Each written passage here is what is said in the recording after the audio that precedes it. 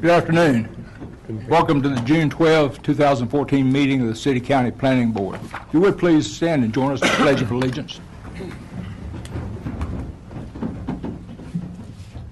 pledge allegiance to the flag of the United States of America and to the republic for which it stands, one nation, under God, indivisible, with liberty and justice for all.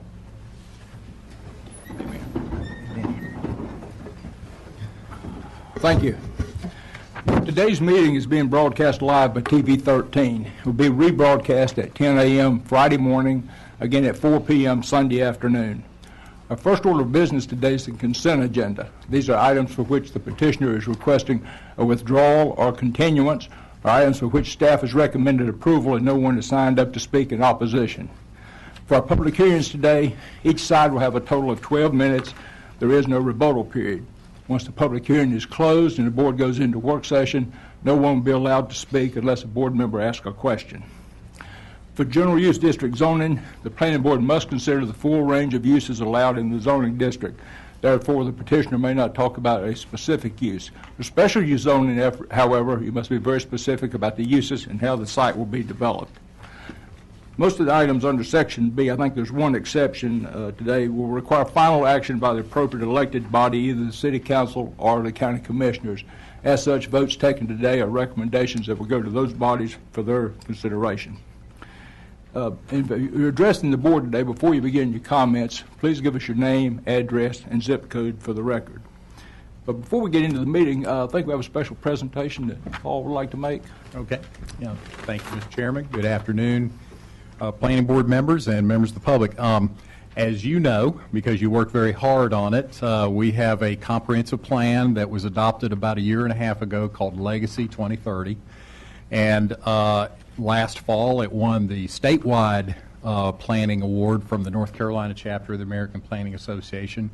And as you found out earlier this year, it just won the national planning award from the American Planning Association. And that award was presented at the National Planning Conference held in Atlanta this last April 29th, so about 6 weeks ago, at a special awards luncheon. And APA produced a video about the award, which was shown at the luncheon, and they have just recently put it up on their website for everyone to see. So thought we'd show it to you now, and then I wanted to actually present the award on behalf of the staff to Arnold as chair of the planning board, because you all played such a pivotal role in helping this plan happen. So we'll see if the video works, the internet connection works long enough to be able to show it to you.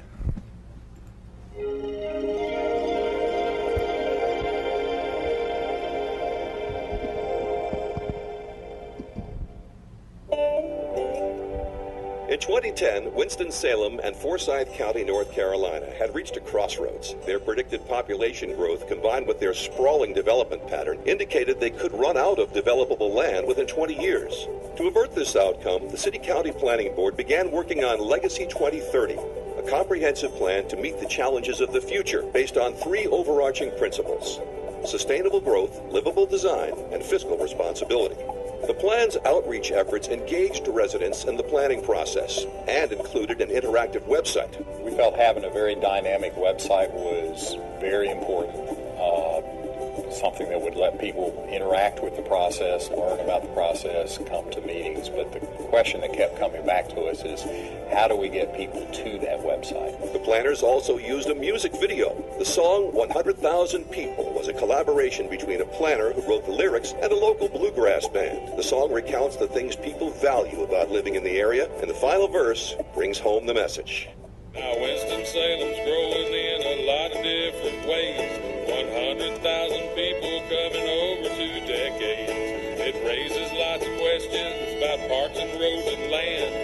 time to update Legacy, our comprehensive plan to save the life we love here won't just happen by itself. Legacy can't help us gather dust up on the shelf. 100,000 people, where will we go? How will we live as our community grows? 100,000 people, where will they go? We'll all find out as our community grows. The video for the Legacy update was just amazing because it generated a lot of interest in a really fun way for people to get excited and engaged. Between public meetings and the website, the planners gathered nearly 700 comments and a great deal of support. The plan breaks new ground in several ways. This plan offers a lot more flexibility to allow more mixed use so that things can be combined within the same area so that residences, retail spaces are all very close to each other, so you don't have to get in your car. You can ride your bike from one spot from where you live to where you want to shop to where you may want to work. What excited me the most was to see us talk about health equity, where we're looking at how the role planning plays in making sure that all residents of our community have an opportunity to achieve optimal health. The focus on active living, on access to healthy foods, fits well with trying to reduce chronic disease and trying to make the resources for healthy living more equitably distributed in our community. Legacy 2030 emphasizes the financial advantages to all taxpayers of encouraging higher density, mixed-use development within the existing infrastructure of roads and utilities. What this plan shows is the importance of the city and business and the university and the medical center, etc., investing in downtown and in the mixed-use areas around downtown. You know, if these policies are successful, we'll be able to keep our rural areas rural. We'll be able to offer a wide array of residential opportunities. We'll ensure and improve the vitality, the accessibility, and livability of our community, and ensure that our community continues to thrive in a changing economic environment. The American Planning Association is proud to present the 2014 Daniel Burnham Award for a Comprehensive Plan to Legacy 2030 Comprehensive Plan, Winston-Salem, Forsyth County, North Carolina.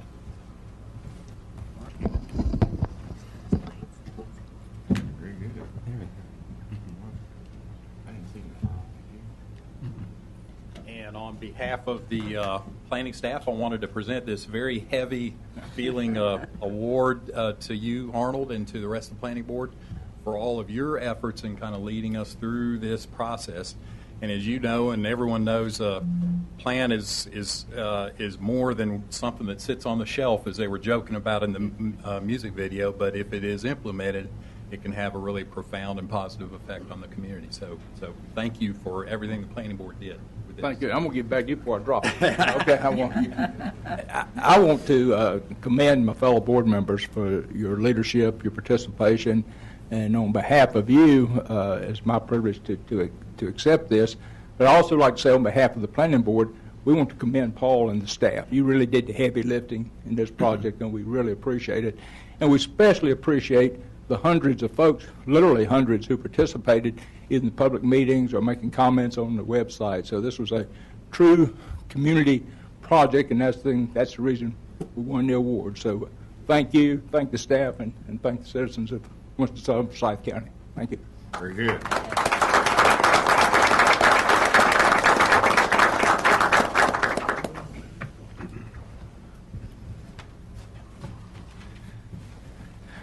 Our next item of business is approval of the minutes of the May 8, 22, and 23 meetings. Are there any additions, corrections to any of those minutes? Motion to approve. Second. Motion, Mr. Mulligan, second, Mr. Lamb. In discussion? All in favor? Any opposed? That's unanimous. Thank you. Now call on Aaron King to present our consent agenda.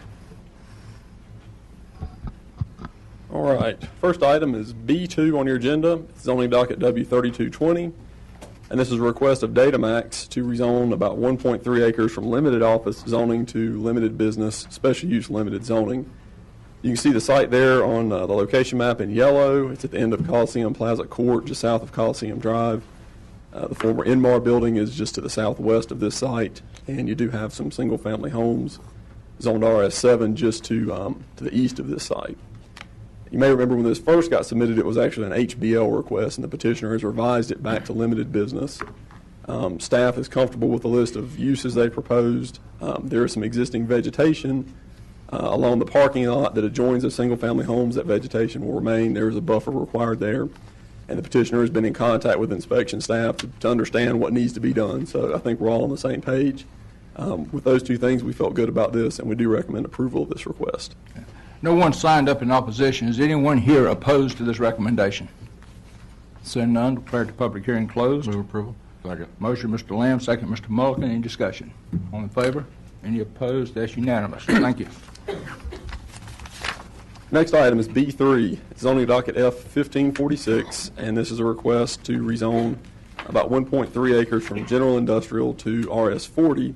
And if the RS40 zoning is approved, then a special use permit for access would be required to cross GI land to get to RS40 land. So you can see on the location map, the site in yellow, this is up in the Blues Creek area off Blues Lake Drive. The board may remember seeing a zoning case in this area about a year or so ago.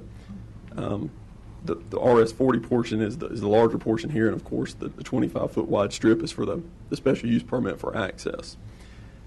Staff has reviewed this, and we are supportive of the RS40 zoning. We reviewed the special use permit findings that are included in your report, and we believe this request meets those findings of fact. So we would recommend approval of the RS40 zoning and the special use permit for access, and we probably need to make two separate motions on this request. Okay. Is anyone here opposed to this recommendation? Seeing none, declare the public hearing closed. Okay, I move approval, and then I also move that the petitioner has met the required. Do I need to read the findings? No. Okay. If we could just do one motion on One the motion rezoning on the and zoning then first. to the special use Got it. permit. I move that we approve. The rezoning. Motion, Mr. Lamb, second, Mr. Mulligan, to approve the rezoning. All in favor? Any opposed? That's unanimous. You have a motion. Do you want him to read? You don't need to read the facts. No, I think just affirm that the planning board agrees with the findings. Okay, and then I move that the planning board affirms that we agree with the findings. Second. Motion, Mr. Lamb, second, Mr. Mulligan, on the special use permit. Any discussion? All in favor? Any opposed? That's unanimous. Thank you. Next item is B4, zoning docket F1547. This is a request of Carl Stimson Builders Incorporated to rezone about 4.2 acres from limited business special use to limited business special use. You can see the site there in yellow. This is on the south side of Yadkinville Road, just east of Transu Road. This is another site that the board has seen several times in the past. The intent of this request is to add some uses to their currently approved list. Staff is comfortable with those uses that they proposed. We don't feel like there'll be any detriment to the neighbors that are surrounding the property. This is the site plan that's submitted with the request. It's basically the same site plan you've seen the last couple times. So with that, staff would recommend approval of this request. Anyone here opposed to this recommendation? Seeing none, declare the public hearing closed. Move for approval. Second. Motion, Mr. Mulligan, second, Ms. Mitchell. Any discussion? All in favor? Any opposed? That's unanimous. Thank you. Next item is B5. It's zoning docket W3221. And this is a rezoning request from Habitat for Humanity to rezone about a quarter acre from highway business to RS7. This is on the south east corner of 23rd Street and North Cherry Street. As you look at the location map there, you can see a small pocket of highway business zoning that's there. This request would take two of those lots and rezone them back to RS7, which is consistent with the single-family zoning that exists in that area. Staff is supportive of this request and would recommend approval. Anyone here opposed to the recommendation? Seeing none, declare the public hearing closed. Move for approval. Second. Motion, Mr. Mulligan, second, Ms. Mitchell. Any discussion? All in favor? Any opposed? That's unanimous. Thank you. Next item is item B6. It's W3222. And this is a request to rezone about 15 acres from RS9 to the Ag District Special Use Limited. This is on the north side of Yadkinville Road, and it's just adjacent to where the former Grandview Golf Course was. If you're wondering why we're rezoning property in the city limits from RS9 back to AG, we did meet with the petitioner, and their intent is to use this property to allow special needs children to participate in and benefit from animal-assisted therapy and activities with the animals they currently have on the site. So staff did have some concerns about really not wanting this to turn into a true ag production livestock use. The petitioner did volunteer conditions that limit the types of animals, the number, the hours of operation. So with those conditions, we do feel comfortable with this request and would recommend approval. Okay. Anyone opposed to this recommendation? Seeing none, declare the public hearing closed. Move approval. Second. Motion, Mr. Lamb, second, Mr. Mulligan. Any discussion? Those in favor? Any opposed? That's unanimous. Thank you. Next item is B7. It's docket W3223, and this is a request of 2M Associates LLC to rezone about 36 acres from RS9 and GI General Industrial to GI. You can see the site in yellow there. It's at the end of the terminus of Overdale Road. 52 is just to the west right there. It's kind of covered up by the floodplain, but the site does extend down further there. A lot of it is in the floodplain. If you've been down Overdale Road, you know there's a lot of heavy industrial users down there. Part of the site already is Zone GI, and this is consistent with the recommendations of the area plan, so staff is supportive of this request and does recommend approval. Anyone here opposed to this recommendation? Seeing none, declare the public hearing closed. Move for approval. Second. Motion by Mr. Mulligan, second by Ms. Mitchell. Any discussion? All in favor? Any opposed? That's unanimous. Thank you. Next item is B8. It's docket W3204, and this is a final development plan for a retail store and a GBS two-phase site, and this is on the north side of Haynes Mall Boulevard. You can see the site in yellow. Just to the east of it's the Ashley Furniture to get you oriented, and on the south side you've got the shops at Little Creek there, and the board may remember this came through about a year or so ago for its original GBS two-phase rezoning. This is the site plan that's been submitted with this request. It's for about a 55,000 square foot retail building here adjacent to the Ashley Furniture. Parking is in the front and to the side of this building. And there were several conditions that were included on the first phase that dealt with elevations that were volunteered by the petitioner. They have submitted their elevations. Staff has reviewed this for consistency with those conditions, and it does meet those. So staff would recommend approval of this final development plan. Okay. Anyone here opposed to this recommendation? Seeing none, declare the public hearing closed. Move for approval. Second. Motion, Mr. Mulligan, second, Mr. Lamb. Any discussion? All in favor? Any opposed? That's unanimous. Thank you. Next item is B9. It's W3224, and this is a request from Forsyth County to rezone about 1.5 acres of land from institutional and public to central business. Of course, this is where the existing central library is located over on 5th Street. As you look at the existing zoning pattern in the area, you've got some PB, some IP, and then to the south, you do have central business that comes up directly to the southern border of this site. Staff is supportive of the CB zoning. We think that the flexibility that CB provides with respect to setbacks, parking, impervious coverage, those types of things, that it will be an asset for the site, and we would recommend approval of the CB zoning. Anyone here opposed to this recommendation? Seeing none, declare the public hearing closed. Move approval. Second. Motion, Mr. Lamb, second, Mr. Mulligan. Any discussion? All in favor? Any opposed? That's unanimous. Thank you. Next item is B10. It's docket W3225. And this is a request to rezone about 1 acre from highway business special use to highway business limited use. And you can see the site in yellow. It's on the north side of South Park Boulevard in between Peters Creek and Brewer Road. Just to the west of it, you've got some storage buildings, and then to the south, you have an existing automotive repair facility, some offices back to the east, and then existing single family there to the north on Mill Drive. This request would remove the special use site plan from this, but staff is comfortable with this based on a condition to not allow any access onto Mill Drive into the residential area.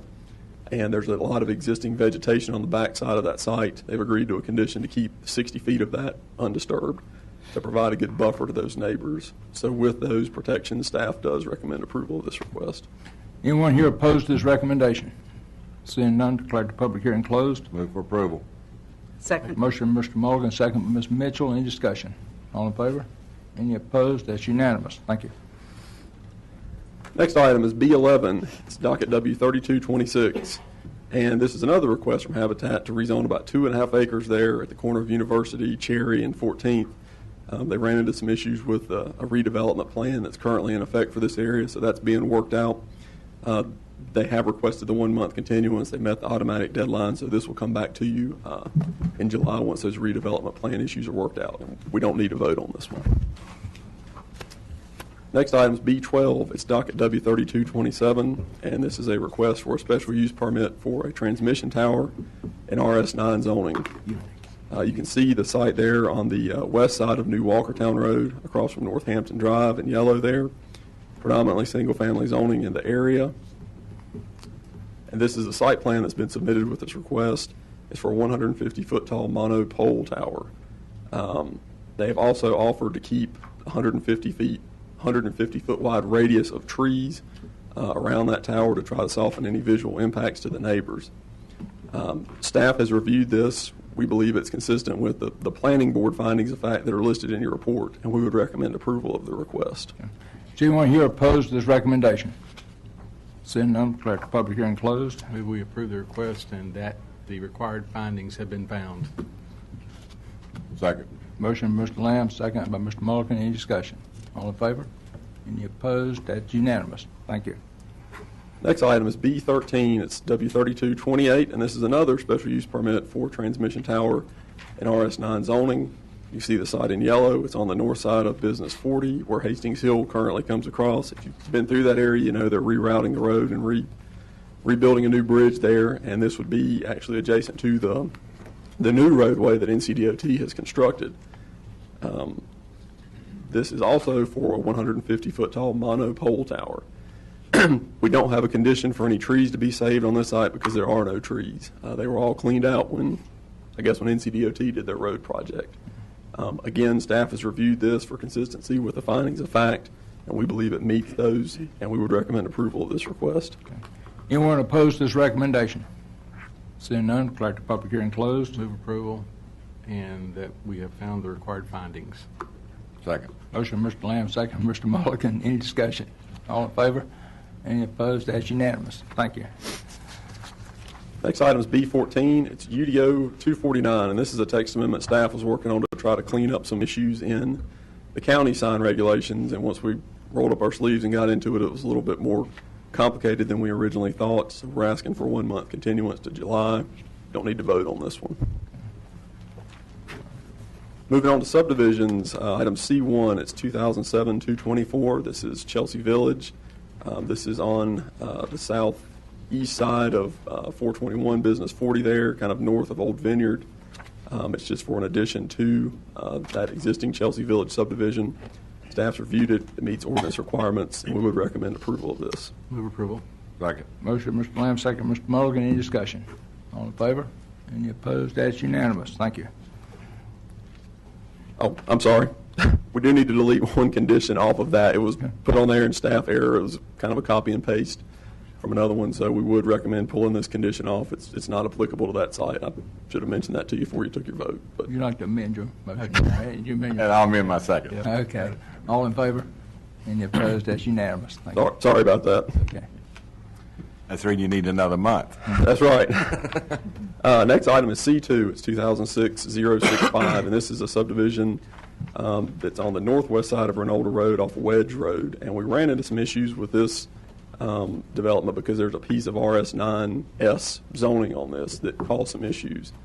The petitioner has submitted a rezoning request to clean up that piece of the property, and that will be coming to you in your July meeting. So staff would recommend this request be continued until the zoning is caught up with the subdivision, and we'll bring the subdivision back to you for approval. Move that we approve the request for the continuance. Second. All in favor? Any opposed? That's unanimous. Thank you. Moving into the PBRs, first one is D1. It's PBR 2014-2. This has been withdrawn, but I just wanted to give the board an update. This is an LCID, also off Overdale Road. The board actually saw this several months ago, and as part of the two-step process, it comes to planning board, then it goes to Board of Adjustment for the special use permit. When we got to the Board of Adjustment, there were some neighbors that had some concerns about access, and so the developer went back to the drawing board to see if there was another way to explore getting access into that site. And so that's what this request was for. I think after the developer had looked into it, they didn't want to explore that possibility, and they've asked for it to be withdrawn, so we've gone ahead and withdrawn that. Just wanted to let the board know. And the last item is D2. It's PBR 2014-7. This is for our first solar farm in Forsyth County. This is located on the south side of Clemensville Road, kind of in the Hobby Park area. We have reviewed it for compliance with the ordinance to make sure it meets the text amendment that the board and elected officials adopted earlier this year, and we would recommend approval of this request. Move approval. Second. Motion, Mr. Lamb, second, Mr. Mulligan. Any discussion? All in favor? Any opposed? That's unanimous. Thank you. I'd like to point out, Paul, I failed to mention, and for the benefit of the folks, I know we went through this kind of fast. Staff, though, has gone through all this. They've recommended approval. No one's opposed. All these items will still be voted on again at City Council with one exception, and there was a final development plan on that case, item number 8, I believe it was, that does end here, but all the rest of them still go to City Council. So. And, Mr. Chairman, if I could just, if everybody was wondering what PBR means and what LCID means, that's PBR is a planning board site plan review, and an LCID is a land clearing and inert debris landfill. So just in case people were wondering what that was. Okay. Mr. Chairman, members of the board, next item on your agenda is zoning docket F-1545, and this was continued from your April and your May planning board meeting. The request is for a subdivision that has been revised significantly, and I'll go over those details in a moment. The property is 29.47 acres located on the east side of Lassiter Road and north of Peacehaven Road. And the request is for special use rezoning from RS40, residential single family, where the minimum lot size is 40,000 square feet, an acre is 43,560, to RS15S, where the minimum lot size is 15,000 square feet. This is Legacy's growth management plan. You can see it's located in the far western portion of the county, adjacent to the village of Clemens corporate limits. I just want to park on this image just for a moment, just to kind of go over the differentiation of the colors. The red is the town centers within Clemens, within Louisville, within Winston-Salem, etc. The pink is the older neighborhoods that surround the town core. And the yellow is Growth Management Area 3, suburban neighborhoods. And that and the light green, or the future growth areas, are areas where we anticipate our most growth in the county. As we were talking earlier about Legacy, we anticipate more growth to continue within North Carolina and certainly within Piedmont and in Winston-Salem and Forsyth County. And this is an area that can really accommodate gravity sewer, which is the real driver for urbanization. And so I want you to notice that the property here shown by the black dot is right along Lassiter Road, and that's a ridge line. So that's really the border between Growth Management Area 3, everything to the east, and Growth Management Area 5, the darker green color, as it goes down to lower density residential and the Yadkin River zoning, which has a minimum lot size of 3 acres along the river. This is an aerial photograph taken in 2010 of the subject property there. You can see outlined in yellow. It is undeveloped, mostly heavily wooded. Some portions have been cleared. You have Lassiter Road located here along the western border, Peacehaven Road here. You have the Waterford neighborhood directly to the east, and Waterford Village to the north. That is zoned RS15. Waterford is zoned RS20. Subject property in this entire area here is zoned RS40.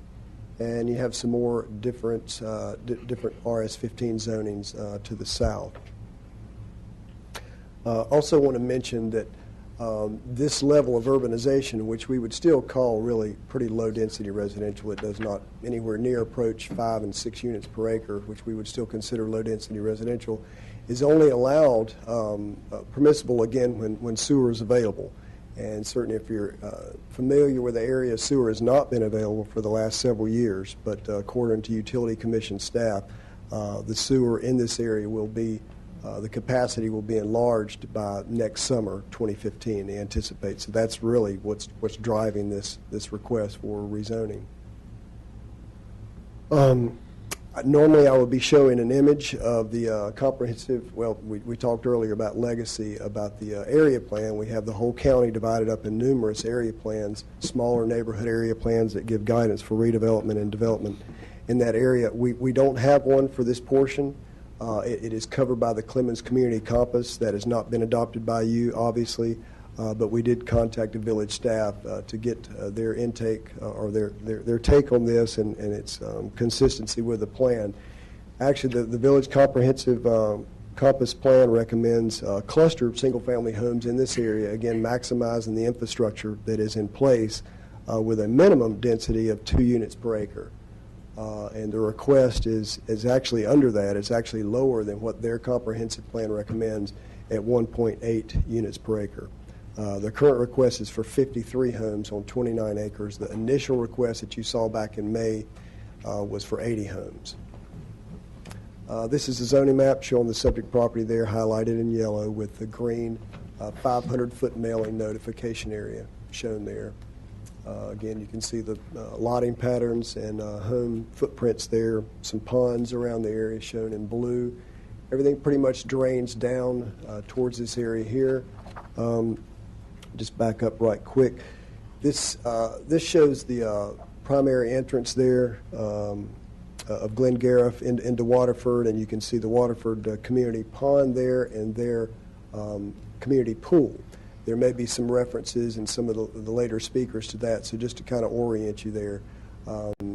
This is Slane Road, and Slane Road has a smaller road called Tralee that connects right here, and that connects also, that's a stub street that connects into the subject property, just for orientation. So you have Tralee, Slane, and then Glengariff.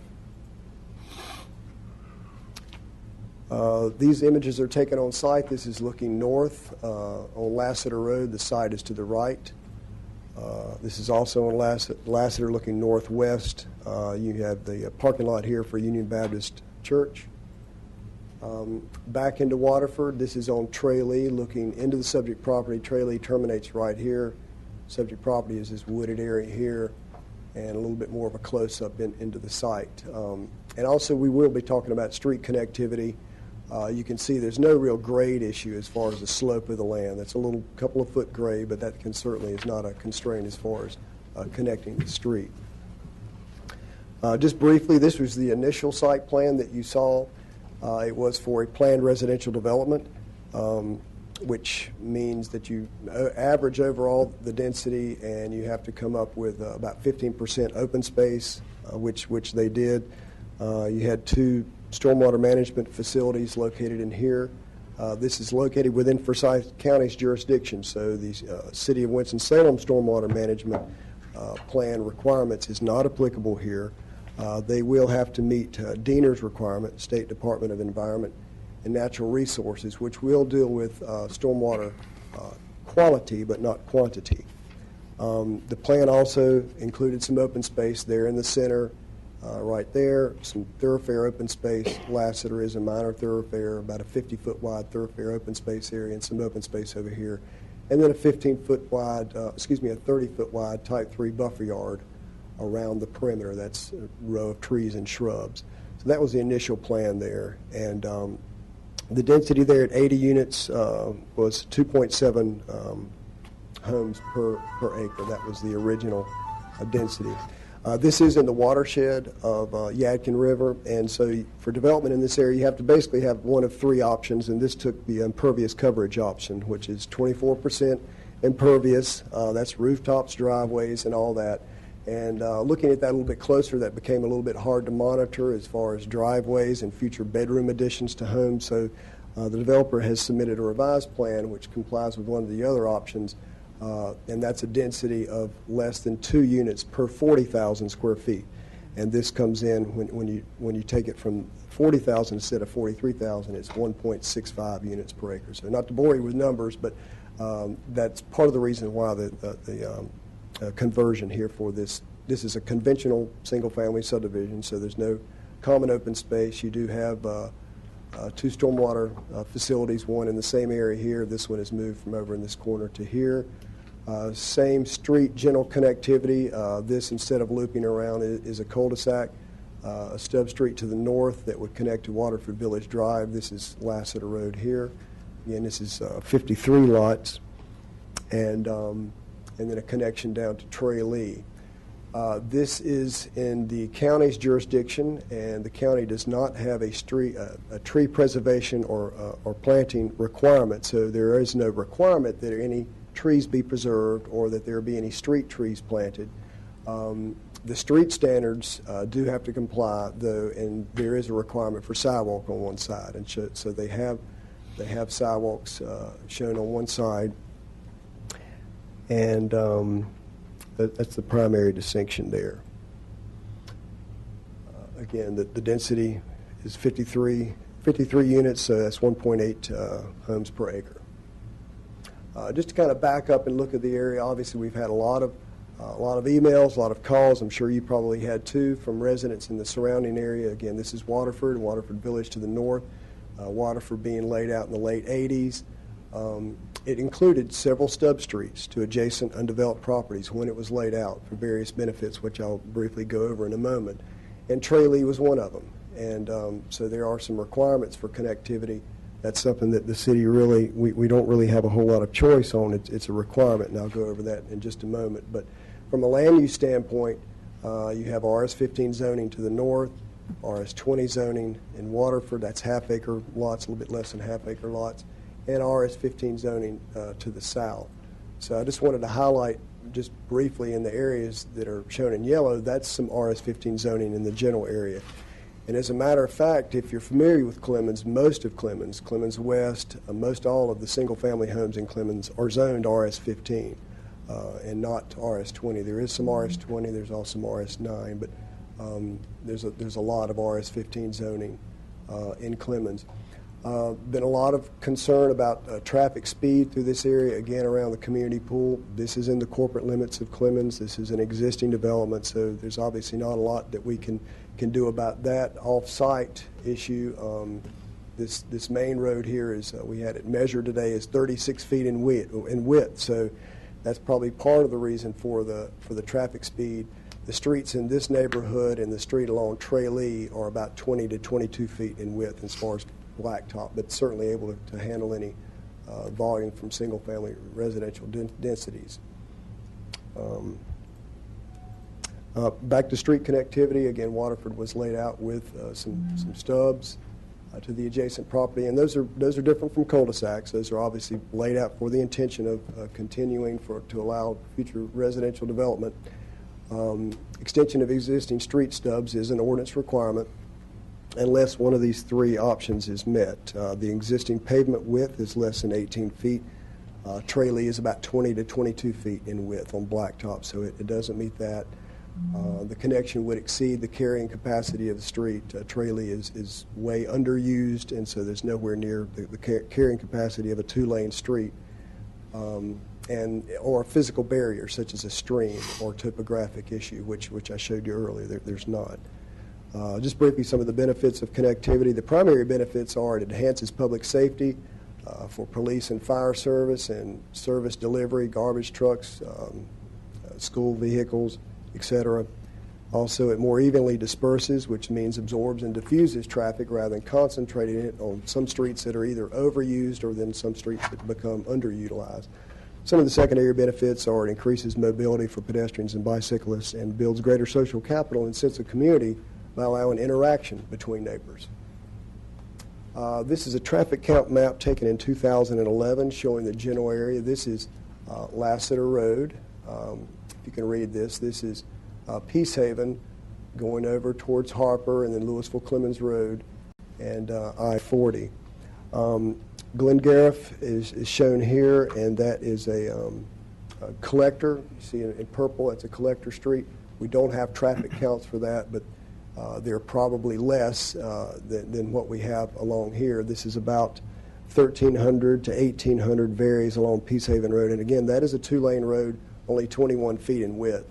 And then we have Lassiter varying from 1,400 to 1,800 trips per day along there. So just a general idea of some of the traffic volumes and capacities out there. Certainly there is some traffic concerns along Peace Haven Road. Again, the revised site plan reduces the number of homes from 80 to 50. It's generally consistent with the surrounding single-family residential development pattern and the densities that I mentioned earlier. It's consistent with the density recommendations of the Clemens Community Compass Plan. And it is also consistent with Legacy's recommendation for increased densities within the suburban neighborhoods growth management area and the request does include sidewalks along one side. So staff's recommendation is for approval, and the site plan meets UDO requirements. And I'll be glad to answer any questions, and then also I want to introduce Aaron to speak about the case as well. Okay. Any questions of Gary now, or do you want, okay. Good, Aaron. Thanks, Mr. Chairman. Just wanted to say, and Gary mentioned it earlier, just to be clear for the folks coming up and for the audience and anybody watching at home, this site is located in unincorporated Forsyth County. Forsyth County does not have a stormwater ordinance like the Village of Clemens and like Winston-Salem does at all. The requirements for this site would be going through Diener, like Gary mentioned, and basically the only requirement that is met is for quality. There's no measure for quantity on that like there would be in the Village of Clemens or like there would be in Winston-Salem. So that is one difference we wanted to point out. As we received and you received several emails with concerns about stormwater and erosion issues. We did have Matt Osborne, our erosion control supervisor, go out and just take a look at the site today. I'd like to ask that he come up and just speak to you for a couple minutes about what he's found. And we also have Mike Gannell from the Village of Clemens here today. He's their stormwater staff person. And after Matt's done, I'd like to ask Mike to come up and maybe speak to you for a couple minutes about stormwater in Clemens. Matt.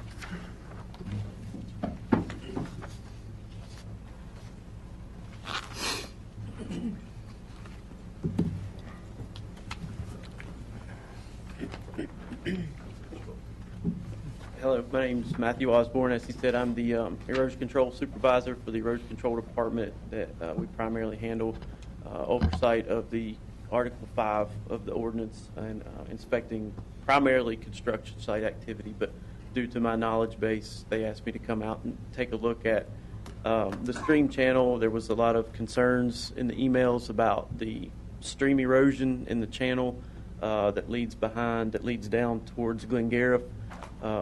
Primarily concerned about the stormwater runoff from Waterford Village and the impact that it's already had on the stream channel, and concerned about additional damage with additional runoff being directed to that stream reach. So myself and one of my inspectors, Kent Wall, did go out today, and we started, if you look on your screen, we started actually down here where the stream channel goes underneath Glengarriff Road. We parked there, and we did walk the whole stream reach all the way back up to the headwaters at the back of Waterford Village Phase 1, and took some pictures and documented some of our findings. So this picture here, I'll just kind of talk you through the pictures, and I've thrown the map back up a couple times in my PowerPoint in order to kind of orient where the pictures are. This picture here was literally right off of the edge of the street at Glengarriff, looking downstream at the culvert that goes underneath Glengarriff. And so this is the first stream reach we walked up. As you can see, there's a pretty large sediment load in the stream, as well as some evidence of stream bank erosion along the outside of the bend as it approaches the culvert. Going further upstream, I tried to take pictures roughly every 500 to 1,000 feet to the best of my knowledge. And then tried to document some of the really, bad-looking areas of stream bank erosion. As you can see here, yet again on the outside bend of the stream, some pretty good erosion there on that outside bend. The other thing I did observe in addition to the stream bank erosion was there's a few lots that seemed to have a little bit of concentrated flow coming out of the yard, going across the stream bank and into the stream, that was causing some erosion coming from the yards themselves. So couldn't completely discount that as contributor to some of the sediment load, but definitely not in the order of magnitude that the stream bank erosion was contributing to that sediment load. So as you continue on up the stream reach, you can still see the banks in this particular area appear to be relatively stable, but yet we still see that large sediment load in the stream channel. Going farther up, still sediment load, still some stream bank erosion here on this side. So at this point, the progression of those pictures more or less took us from Glengarriff Road up to, if you can see on my image, this convergence here. There's two small tributaries that come together to make the larger stream channel right here. So that series of pictures you just saw was from Glen Gariff Road up the stream reach to this convergence. And subsequent pictures I'm going to show you are going to be from this convergence up this right-hand tributary to this area at the back of Waterford Village. So this I'm actually standing literally at the convergence, taking a picture up the right-hand side of the smaller tributary going up to the right. So as you can see, pretty good sediment load. There was some plywood debris that jammed here, and it had built up a pretty good sediment load coming down to that point. And as you go on up, there's evidence of pretty significant scouring here. There was a tree that had fallen right in this area, and the water was actually going under the tree, kind of creating this scour effect right in here. And then you go out. This is literally the edge of the two properties. This area here is the property line for Waterford Village, the first phase of Waterford Village. And if you can see, the picture's hard to see, but there's some riprap rock right in this area here that's going to be important in the next picture. Basically, just above this is where the stormwater, the flared-end section stormwater comes out from Waterford Village and discharges through the riprap energy dissipator and then off-site. So this erosion here is not on the Waterford Village property, it's on the property just to the south. And this is the marcation of the property line. And then this, as you can see here, it's kind of covered with vegetation, but this is the flared-in section of the stormwater outlet, and then the subsequent riprap energy dissipator, which seems to be fairly well intact. It seemed to be holding up, but once you get beyond the property, that's where you started to see some of the stream bank degradation. So after this picture, we go back, we walk back down this small reach, come back to the confluence, and started walking up the left-hand spur. And this is looking immediately up from the convergence up the left-hand side, what the stream looks like. And going up, a significant sediment load is still present. Still significant sediment load, but no real evidence of significant stream bank erosion, just sediment load in the stream itself. And then once you get up this left-hand segment to roughly this area here, there is another split, and the stream continues to the left away from Waterford Village, and this left-hand spur does not receive any runoff from Waterford Village.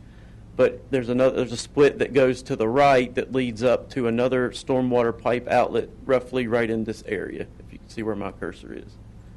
So this is a picture looking up the left-hand spur, and you can see that it appears fairly, in fairly good shape to the left-hand side going up there.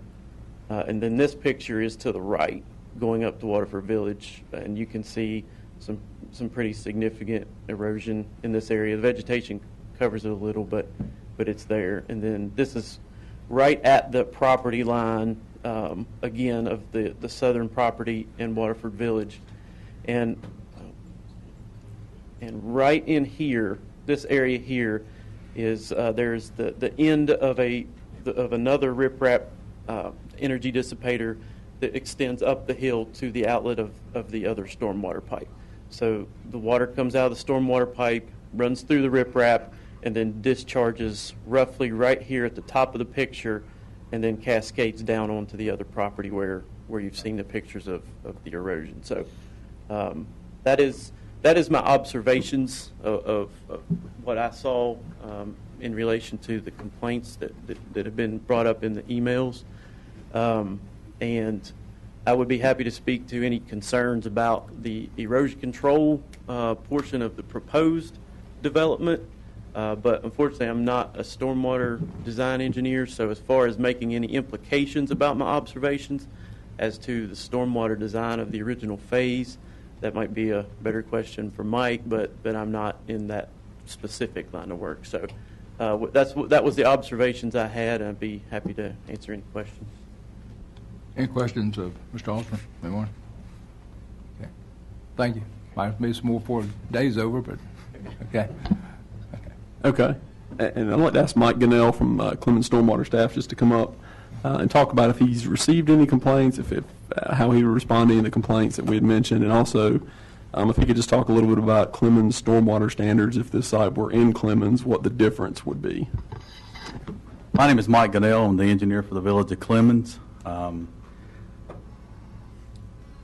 As Matt said, I am a stormwater engineer. However, this site's not in Clemens, and I have not had the opportunity to look at the plans, nor, I guess, really can I have any bearing on the plans. I have not received, at the date regarding this project, I really haven't received any complaints. Maybe the residents didn't know to call me, but since it was coming to Forsyth County, I assume they directed the complaints to you guys. The Village of Clemens ordinance is very similar, or almost the same as the City of Winston-Salem. The state requires you to treat the first 1 inch runoff, hold it for 2 to 5 days, and release it at a pre-development rate. Not only does the Village of Clemens require you to do that, but also you have to treat treat it for quality and quantity. Hold the 2, 10, and 25-year storm events. Release those at pre-development rates, and also hold the volume difference between pre-development and post-development for 2 to 5 days. So there is quite a bit of difference. So as far as our concerns, that it'll basically be permitted through the state. And maybe if I could ask Mike, what kind of complaints, if any, have you received from any of the subdivisions within the Village of Clemens on stormwater issues? I mean, Clemens is an older development, and we have several pipes, several culverts that are undersized, so we do receive complaints. We try to fix as many as we can, but there's situations that exist out there that we need to address. Thanks, sir. Any board members have any questions at this point? If not, then we'll go ahead and go into the public hearing. First person signed up as a proponent is Justin Mendenhall. Or Steve, you going to speak instead? Okay. Halsey?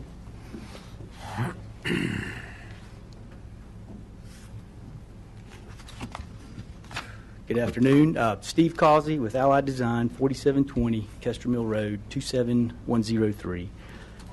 We have been working with the developer for several months now to get to the plan here before you today. I do have representatives of the developer here as well, so if you have any questions for them later. I don't think they plan to speak, but they're certainly available to answer any questions. As Gary usually does, he did a very good job explaining the project and how we got to where we are in the background. We are requesting approval of the preliminary subdivision plan and the rezoning. We did drop the request for the PRD use. The impervious coverages limitations became an issue on the planning side in terms of enforcement, and even for the developer trying to work within those guidelines. After an initial meeting with the neighborhoods, the developer did have a chance to go back and evaluate his market, look at the densities and the impervious coverages, and determine that larger lots would be more in keeping with the adjoining neighborhoods and allow more flexibility for development of his projects. We are proposing development in the suburban area. Gary's done a good job, I think, outlining all the relevant plans, Clemens as well as Legacy. I think we're working within an area that's going to see more and continued and renewed pressure for development because of some of the improvements City County is bringing to the table. The improvements of the pump station within the Harper Creek Basin, I think, are going to attract a lot of development to this area. I did a quick look at the surrounding areas up as far as August Drive at existing subdivisions and quickly counted about 15 stubs into existing undeveloped large acre tracts. So, I mean, it's a lot of the infrastructure is there in terms of streets and road networks, interconnectivity. The groundwork's been laid, and I just think you'll kind of see it continue to infill. We are proposing a plan that's consistent with the Legacy as well as the Clemens Compass Plan. Gary did a real good job of going through the numbers and pointing out we're probably less dense than an RS-20 zoning would allow. I won't bore you with all the numbers again. Regarding the development within the WS4 watershed, again, Gary spelled out very well that we're working under the 2-acre or 2-lot per 40,000 square foot threshold, not having to work to or against the impervious coverage limitations there. We do feel the road network and layout provides good interconnectivity as required by the planning department and ordinances. We did consider the interconnectivity in the layout. It would have been very easy to run trailers straight out to Lassiter. Obviously, probably not the smartest thing to do. We intentionally tried to create a stop situation and hopefully slow down traffic to a degree. We did had 2 neighborhood meetings, one back around April the 10th and one on June 3rd. We presented the plans, the previous plan at the April 10th meeting and the one before you today about a week ago. Several concerns arose from the meeting. I'm sure you'll hear a bunch more, but two of the biggest concerns I think I heard were in regard to the construction phase, at least, of the Waterford Village subdivision. Sound like a lot of these issues stemmed from failure of some of the temporary erosion control measures. I think that was prior to Matt's term at the city. I don't know if he's looked up any of the records or not, but there were some devices up there that were probably inadequately constructed as well as maintained, and I do understand there were several failures. I think those problems were probably compounded by a developer that walked away at some point and probably let the land lay without any degree of maintenance for a while. There is no permanent stormwater management in the Waterford Village subdivision, so I will point that out.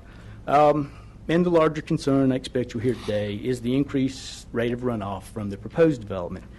Specifically the stream up at the northwest corner that Matt walked. I'll point out that approximately 2/3 maybe of the subdivision drains that way, but there is development that drains to the south side as well. Just don't think we've heard from those property owners, but I'll just point that out. Mike pointed out we are not in the Winston-Salem or the Clemens jurisdiction in regards to stormwater permitting. We will be permitting, in the absence of a county ordinance, we will be permitting through the state. Mike did a good job. I can come back and answer questions on that. We are required to meet the quality requirements. It's the same manual that City and Clemens reference for design of quality, stormwater quality management devices. As he spelled out, the absence is the quantity management portion of the manual. Again, we just point out we've got a subdivision in front of you today that we felt met all the applicable ordinances and regulations. Certainly, the guidelines that we refer and reference as we come in with these properties. And I do understand the stormwater concerns wholeheartedly, completely.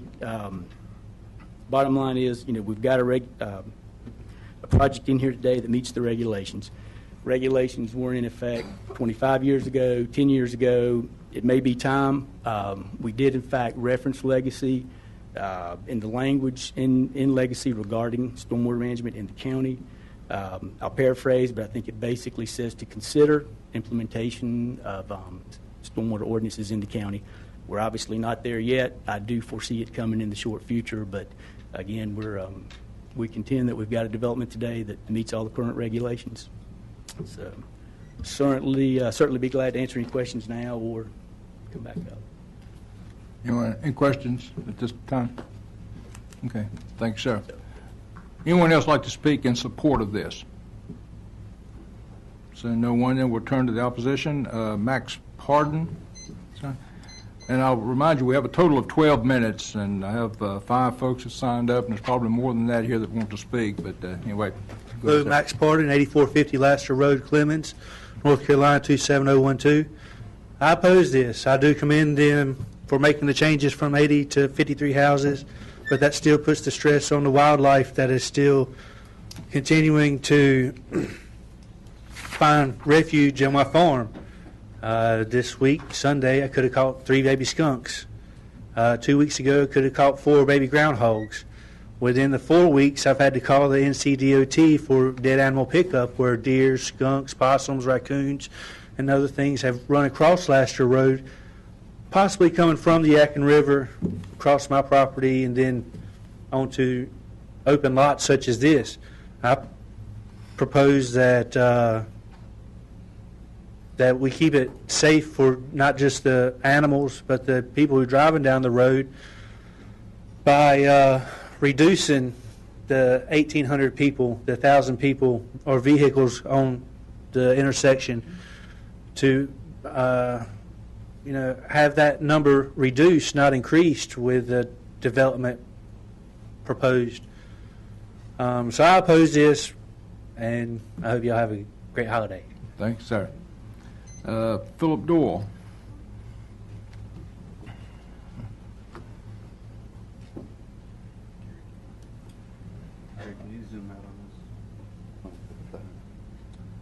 Mr. Chairman, members of the board, my name is Philip Doyle. My address is just a little bit more. There you go. 1817 Curramore Road, Clemens. I'm a member of the resident of the adjacent neighborhood. I'm going to speak quickly. I left a note sheet on your desks that have some of the numbers, so you don't have to write down what I'm saying, or you have a reference. My comments are specifically to the stormwater on the site plan. This facility can hold about 1.5 million gallons. As a reference, that's about 3 times Bolton Pool. Elevation-wise, it's 22 to 38 feet above the finished floor of the adjacent properties. It's up a hillside above these houses. In 1904, we learned a very hard lesson in Winston-Salem and Forsyth County, and this board is a result of that lesson. When the Winston Reservoir collapsed, killed 9 people that were sleeping adjacent to it. We learned don't build water reservoirs that hold water, either potable or stormwater, above where people are sleeping at night. And that's what this is. It's a stormwater pond sitting on the side of a hill. If it fails, it will be catastrophic. 1.5 million gallons, 11 million pounds, or 1.5 million gallons, 11 million pounds is a lot of water. 38 feet might not sound a large distance of water to fall until it's 11 million pounds. And 300 feet doesn't seem far until it's 11 million pounds coming downhill. It's not very far at all. I know you don't have any cross-section reference that would depict this for you. You should have had it. And I know Diener permits water quality, but this falls under their extreme hazard as a dam, because if it fails, loss of life and damage in excess of 200,000. You should have had a Diener dam assessment here, and the county commissioners should certainly have this. I'll stop so others can speak, but I'd recommend not approval of the site plan because of the obvious hazard this creates to adjacent property owners. It's a safety of life issue on this stormwater facility. Thank you. Okay. Thank you, sir. Eric Blanks.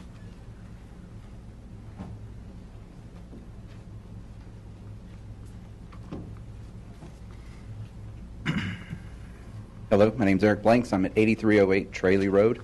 I'm actually an adjacent property. I am this property right here, but I am actually speaking on behalf of the Waterford Homeowners Association and the concerned residents of the neighborhood. We are submitting a petition of over 341 residents of Waterford and an additional 160 residents in surrounding areas to oppose this development. So it's a total of 502 residents in the surrounding area that are opposing this. Several reasons that we are opposing it. I'm sorry, by the way, this is the map of all the residents of Waterford. The green represents those who oppose it. So some are vacant, and some we just weren't able to contact. So when they were talking about the sediment runoff, one of the big things that I want you to see is the difference between the way this creek was before Waterford Village was built. This is the same creek 15 years later. And that is all water for runoff from both the subject property and Waterford Village itself. It was a significant change in two, and that actually is in the backyard of this property right here. And that creek does, like we've seen, run back behind those houses. Additionally, this, I don't know if you could see this as well. This is the sediment runoff 2 days ago after the last storm we had. And I believe what you have seen of the picture yesterday, a lot of this has actually already been washed downstream now and waiting to reload again. And that's what happens. This will flood out, build up the sediment, and then discharge down to Blanket Bottom Creek, which the Village of Clemens regularly dredges out Lasser Lake because of all the sediment runoff. I'm not sure what the volume of sediment runoff that they remove, but it is a very significant area, or significant pile of dirt that they put there next to Lasser Lake. Additionally, I want to speak to the, I apologize. I want to speak to the traffic.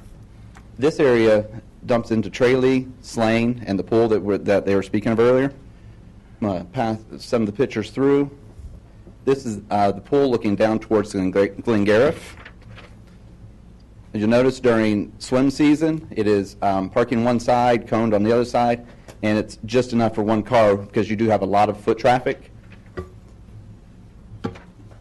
You also, if you are looking down here at Glengariff, there actually is a blind hill that you would have to look to the left, and you cannot see more than 20 feet to the left of that intersection. So a car will be on top of you before you turn into it. Before you turn into Glengariff, which happens to be the busiest street in Waterford as it is. Although there's a 25-mile-an-hour speed limit, people quite regularly go 35, 40 miles an hour down there. It's not, there's no speed bumps in Clemens, so there's nothing to regulate the speed on that road. You'll notice the double traffic trying to pass. And additionally, this will all dump out onto Peacehaven towards the Clemens Y. And this is just a standard 4 to 5 o'clock time period where traffic backs up, and they are just now to the left of this photo building a new nursing home without any significant road improvements. Additionally, this will feed into a school. The local school is Morgan Elementary. Current capacity of that school when it was built 3 years ago was 750 students. It now is over that capacity in 3 years.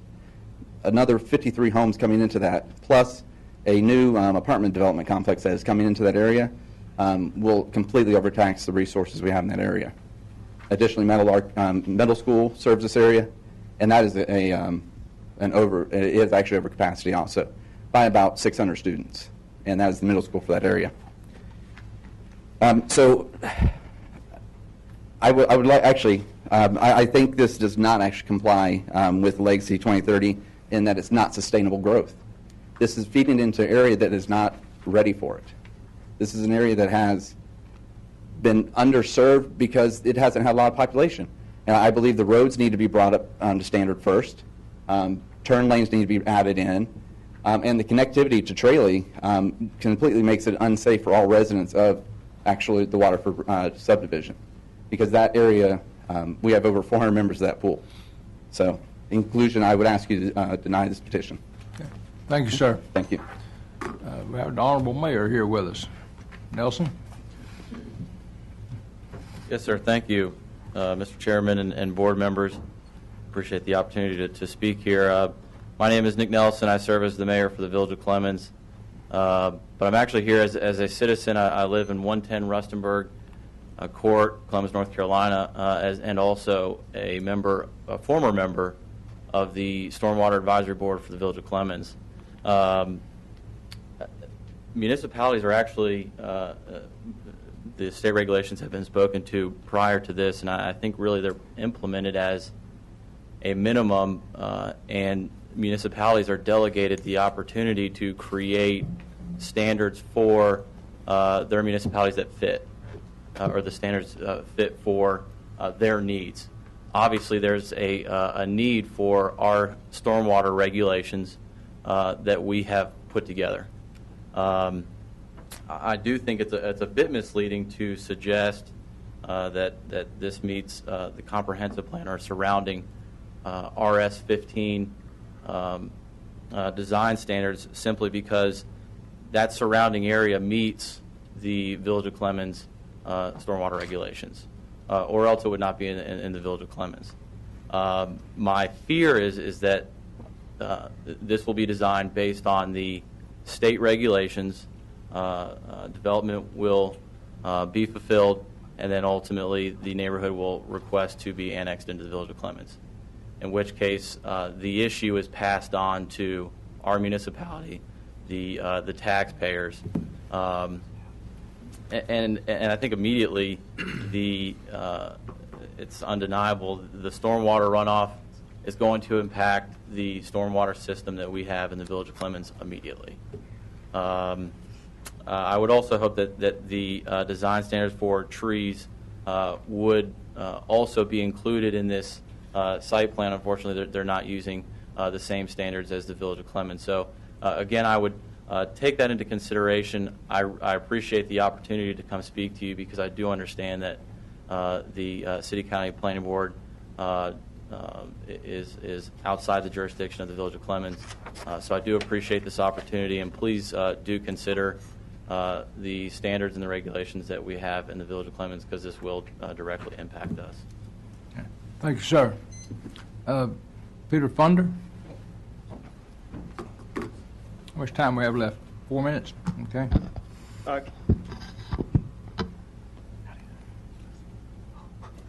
I'm Peter Funder. I live 1736 Kirkmore Road. I've been in Waterford since 1992, so I've seen a lot of change. I'm actually right here where the stormwater comes down from Waterford Village. While Waterford Village was built, I can tell you the traffic pattern has changed in Waterford. Yes, they have an entrance from Lasseter, but nobody uses it. All the traffic comes in Glengarriff through Kirkmore into Waterford Village. Plus, in addition, for the traffic up by the pool, we don't have sidewalks. We have a lot of kids on bikes. So that is really an accident waiting to happen. And a lot of neighbors I talked to, they said, what has to have happened first before they will do something? That is the feeling. Secondly, obviously, property value will change, especially from my side with this stormwater pond right on top of me. And I also want to point out that Waterford Village stormwater design was also done by Allied Design. So we think that we are going to end up with exactly the same design and we'll have more erosion, and our backyards down Kirkmore, they cannot take one more drop. All our backyards flood, and I would assume there should be some protection for us. I think that's all I wanted to say, and thank you. Thank you, sir. No one else has signed up. We have a little bit of time. Anyone else like to speak? Yes, sir. Come forward and give us your name and address, if you would, please, sir. Sorry. Good evening, ladies and gentlemen. My name is Chris Lee. I live at 8052 Glengarriff Road. The gentleman that came and looked at the creek today, if he had taken a right, that's my property. And some of my, thank you, some of my next door neighbors are here as well. We're at the kind of the epicenter where that creek dumps into Blanket Creek, and the bank has collapsed twice in the 2 years that I've lived there. It's literally that deep. And I'll let my children go back to the other side now because I'm afraid it's going to collapse on them. So all this talk about stormwater and the properties uphill, we're at the final collection point, and I mean, it's dangerous back there. And if you're going to put any more water back there, it's a big concern. And all I would ask is there's a lot of kids back there. It's already a floodplain. It already gets close to the houses, that you would take that in consideration. All right. Thank you, sir. Thank you. Anyone else like to speak? Yes, come forward. My name is Glenn Reynolds. I live on Glengarriff Road. I'm about a half mile up. Need your address, please. 8720 Glengarriff Road. Thank you, sir. I'm about a half mile up Glengarriff Road, but my concern right now is, as a previous person said, we have Peacehaven Road comes up behind our subdivision and connects rolling to Lassiter Road, but no one uses that road. All the traffic that's going from Lassiter Road to Peacehaven Road, they shortcut using Glengarriff Road. And there's times of the day, like between noon and 2 or 3 o'clock in the afternoon, where it's a car every 15 seconds already. And that's my concern. Thank you. Thank you. Anyone else like to speak? Yes, ma'am. How much time? 1 minute left. Okay. Minute 46. Tell her a minute. We'll give her an extra time. Thank you. Hello, I'm Barbara Plunder. I live on 1736 Currigmore Road. I've lived there for 20 years. We've raised our children there. We moved there. I will approach this from the emotional aspect that we as moms have. We moved into Waterford because we thought it would be a safe environment to raise our children. We have seen a lot of change with the traffic, just even getting into Waterford. When we come back from Winston-Salem, turning left onto Peacehaven from Louisville Clemens Road is a major undertaking because the traffic is just getting out of control. And we certainly are extremely worried about the traffic in Waterford. There are no sidewalks. We have so many families there living with children, with people liking to walk their dogs, pedestrians, and all of our 3 children were members of the Waterford swim team, which is a big deal. And our children rode their bikes to the pool every day in the summer and to meet their friends and practice with the swim team. So just thinking about everybody being impacted by this road cutting through Tralee right and feeding into Slane right behind the pool is a major concern. And the other thing I wanted to mention is the loss of trees. Right behind our house is where this whole area, the property is located that's supposed to be developed. And we lived through the tornado and lost all those trees 15 years ago, and they have just now grown back and provide a beautiful buffer zone for our community, not just the people living there. And we are so worried about losing all those trees. And I don't want to overuse my time, but thank you for listening. Thank you, ma'am. And I'm opposing. Thank you. I figured that much out. I'm not the brightest guy. Okay. I'll now declare the public hearing closed. Mr. Causey, come back down here. Let's talk about stormwater and this dam and that Mr. Doyle mentioned and safety issues. Yeah. Talk to me. What can we do? Well, I'll be honest, I was a little confused on where that was going, if he wanted the pond or did not want the pond. I didn't know quite where that was going. I may ask for some clarification. Were we No, I don't want arguing against stormwater or 11 for million it? pounds of water falling on someone's house. Right. I thought I made myself comfortable. Yeah. But I guess the pond's required though, right? That's certainly a component of stormwater management. That's our initial, intuitive design would be a water quality pond, wet detention basin. Our options are biocell, sand filters. There's a degree of options that we have. We just felt like the best suited for that drainage area would be a wet detention basin, and that's what it graphically illustrates. As design progresses, could it go to a sand filter, bioretention cell? Sure, but that's representative of the size stormwater management device that be required to manage the area draining to it. But talk about the topo. I don't have the maps here, but is that right? I mean, does the pond's that much higher elevation than? That's probably a pretty good number. There's a large volume within that creek bed to absorb the water. We won't get into the flooding. I won't try to say will or won't flood finished elevations. His volume calculations are spot on. He's probably not too far off, I think, in terms of cubic feet, and it's around 170. So I think the conversion's close to over a million gallons. Correct, it is a dam that's probably under the jurisdiction of DNR. It perhaps would be considered high hazard, but it's under the regulation, so I don't quite know where it would fall, whether they would permit it or not. But certainly we have to comply with their requirements of the Dam Safety Act. The slopes you see are indicative of 3-to-1 slopes. The more slope stability is what we propose there. The proper outlet structures, soil placement, compaction will be monitored and tested and verified and certified. So I mean it's a rigorous process for construction that's regulated not only by Matt in this case in terms of erosion control, but the certifying engineer as well. So it's Have you had discussion with your client about complying with Clemens standards? We'd be ignorant if we didn't expect this or didn't see it coming. Certainly we've had some very earnest discussions about it. in the absence of any existing ordinances, we don't necessarily feel that we need to comply with that. It's something we could certainly investigate further. I don't think we can decide here today that we can comply. I think we'd have to determine the implications of the design and the cost, frankly. But would you not anticipate that this would be annexed into Clemens once it's developed, more than likely? I assume it'd be voluntarily. The mayor may speak better to that. I don't know that they can do a forced annexation. I don't know. People buy to live in the city limits, and some people don't. I mean, I sure can't predict that. I mean, I don't know. Well, and obviously, we can't impose those conditions. I was just Sure. asking the question. I understand. Yeah. Who knows? I don't know. Yeah. Any board members, questions, comments? Is there an extraterritorial jurisdiction No. around outside No. of Clemens? There's not. No, this is Forsyth County.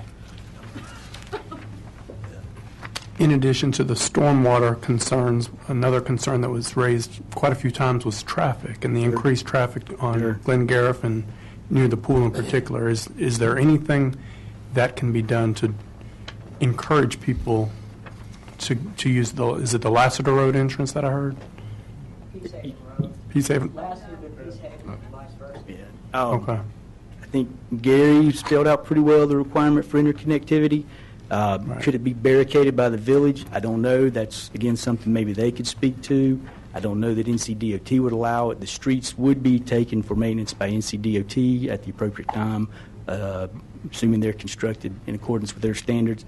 I don't know if that violates the interconnectivity requirements of Clemens or DOT. But I actually spoke to the Public Works Director of Clemens today, Larry Kirby, and he said he would welcome that connection, particularly if this property was annexed from a service standpoint, efficiency of the use of the streets for garbage trucks and evacuation if there was an emergency sort of issue. Thanks. Okay. Do you have a question, Mr. Collins? Good. Thanks, sir. Yep. Mr. Cannell, could you? Most of the folks here today live in Clemens, I guess, and these problems we're talking about, the traffic and the water and all that, are in the village of Clemens right now. You got any comments, suggestions, or what can we do to satisfy the current conditions these folks are experiencing? As far as the traffic goes, that's kind of I've only been with Clemens for about close to 2 years. So as traffic concerns, I'm not aware of any, and that would really be directed to Mr. Kirby. As far as stormwater, I've dealt with a few issues out in Waterford, but I was unaware that they were having that much sediment come down the creek, but I don't know what I can do to help fix that. That's coming probably off existing subdivision, so a lot of these issues are kind of... Okay. I was hoping you'd tell them something they wanted to hear. But I wish I could. Right now, I just I'd have to look a little bit further in detail. And Maybe I could. Yeah. If it were built to the Village of Clemens standards, what would potentially be different if this were developed? What would the impact be? Would it take care of, what would be different? Help me understand. That's a good question. Well, as far as I'm concerned, is for the stormwater part. First, it would have to be annexed. They would have to apply, submit their application fee, do their application, and design their stormwater, whether it's a pond, biocell, but they would have to design it per our ordinance and deal with the 2, 10, and 25-year storm events for quantity as well.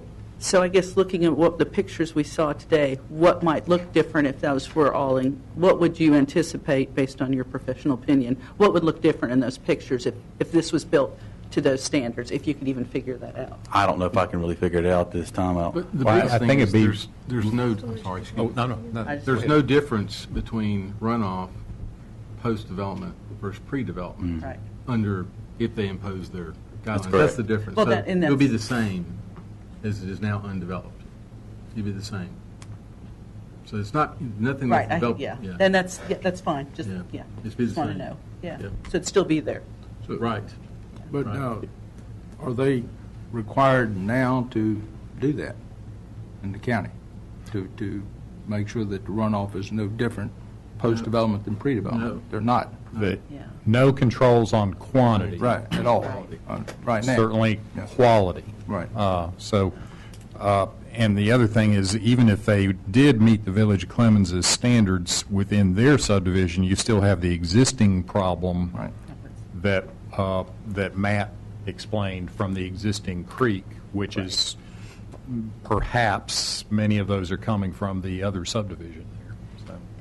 Can I ask, and then another question, I guess, if someone, this is just because I just don't know, so I'm sorry if these are very naive, is would there ever be motivation, I just don't know enough about development with the community and how they view this, knowing that this is an issue, to go over and beyond stormwater to make sure it is not a problem? I mean, I don't know if that's a factor when people develop, or does it just meet the minimum requirements? I mean, I don't know the culture. Well, a petitioner can always agree to voluntarily go to a higher standard.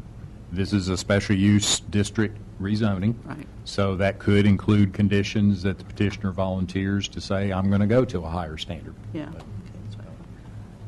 Are there comparable examples in their expertise for what they've probably done in other communities that we can compare to this to make sure that the standards for the Clemens community are met to make things as safe as it may have been made at another community? Well, Clemens is the same as Winston-Salem. Their ordinances right now, stormwater. This is where I'm at right now with what I've heard basically so far. I think development's going to come here. It's just, is this the right time, or do you sit and wait till something better and someone comes along and does something better about stormwater? I am very concerned about what I've heard about stormwater, and it's like, why do in my opinion, just right now with what I know, is do something that you're just kicking the can down the road and it's going to be a problem later. It pains me when I hear this wonderful pool in your neighborhood and no sidewalks were developed with that neighborhood. I think that's just sad, but that's just an opinion. But, you know, I mean, I think it's going to be coming, and actually in the future you may see something with more cluster homes and higher density. But again, I think the problem for me is the stormwater, because I think the development's great. I think the connectivity's great. We're going to be growing. We've got to put people somewhere. I know it's going to tax the school system, but it's part of growth. It's going to happen. But my burn is the stormwater. I just think that's a problem.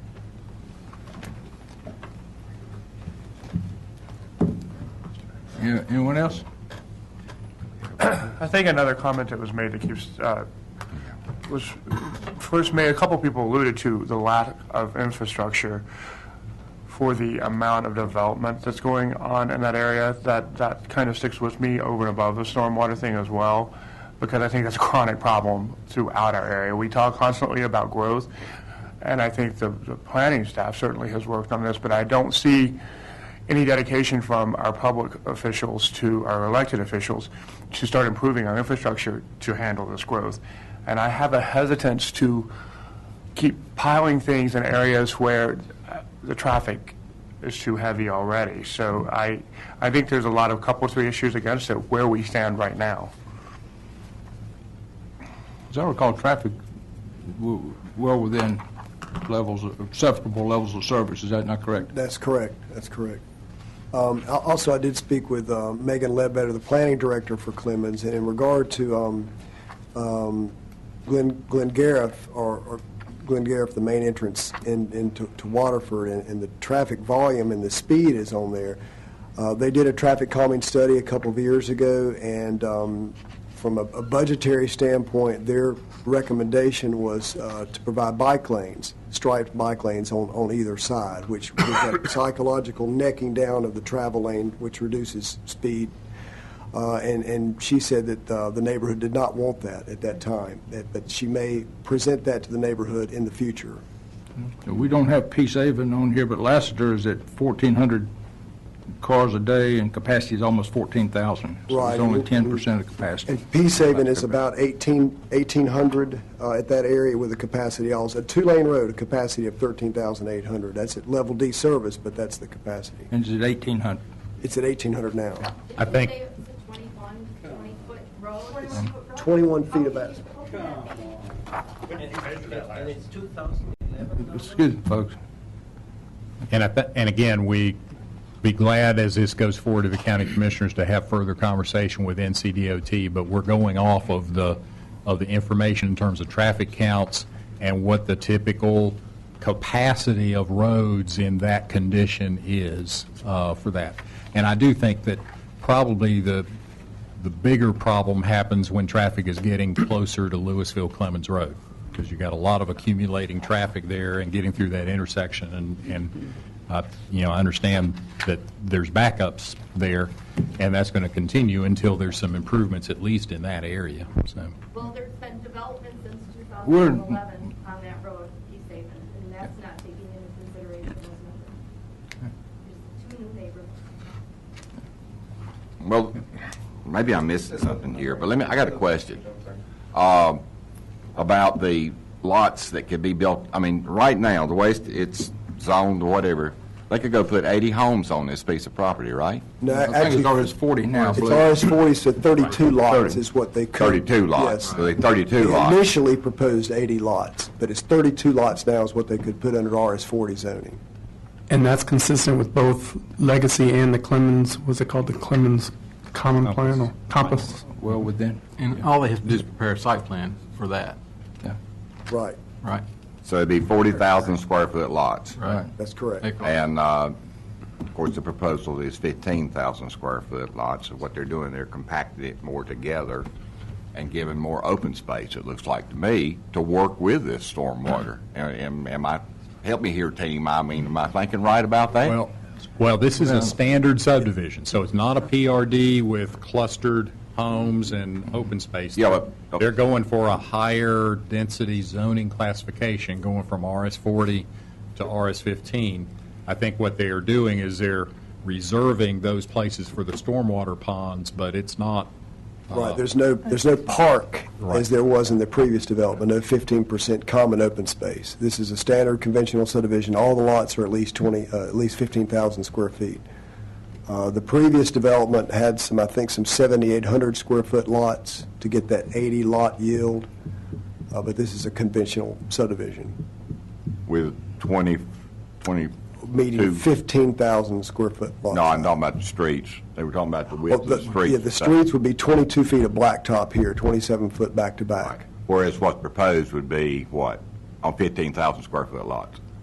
Well, the proposed street cross-section is 22 feet of blacktop. Okay. And Trey Lee is about 20 or 22 feet of blacktop.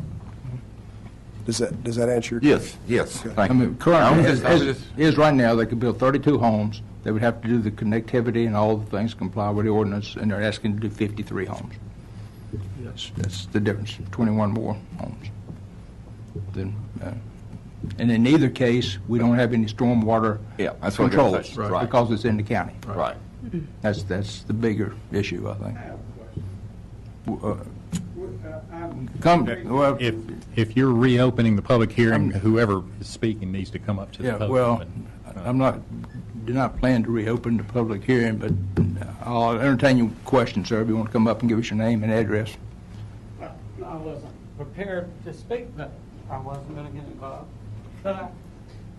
When they built... I would need your name and address, Right, please, sir. I'm sorry, Robert Clifton, 8315 Lismore Street. When they built Waterford Village, we were concerned about some of these erosion issues. And gentleman just said, we already have backyard flooding. I've witnessed this, and I've also witnessed one of those tributaries that runs beside my house climb 10 or 15 feet, maybe even, into my backyard, and I probably have at least a 3-foot grade going down to that little creek. But now you're putting 53 more homes in there. You can't make us any promises about this.